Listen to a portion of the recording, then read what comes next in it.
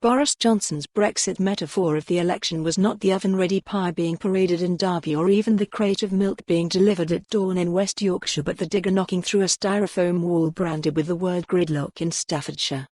And, of course, it was the Conservative leader bulldozing his way through Labour's red wall from the Midlands to Northern England on the back of his core campaign message that was the story of the election, securing him his robust Commons majority to begin the process of getting Brexit done.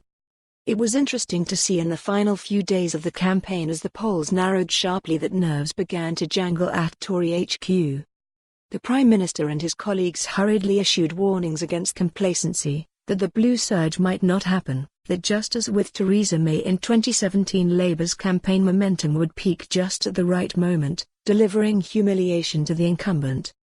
But the wake-up call worked, if, indeed, it was ever needed. A Commons majority of 78, much bigger than the pundits had predicted, means Mr. Johnson can now look over the horizon to 2020 with relish. After the exit poll pointed to an even healthier 86-seat majority for the Tories, doubts that it could be anywhere near so high were quickly banished when the result in the Labour heartland of Blythe Valley dropped. The seat in the former mining community had fallen to the Tories Ian Levy by 712 votes. But this was the first of many upsets as brick by brick Labour's red wall was dismantled. Seats like Bassetlaw, Great Grimsby and Dudley North all saw double-digit swings away from Labour to the Tories, while other heartland seats like Lee near Manchester as well as Wakefield and Don Valley in Yorkshire, represented by Labour for decades, fell to the blue Brexit surge. As did Rother Valley, which had been represented by a Labour as far back as 1918.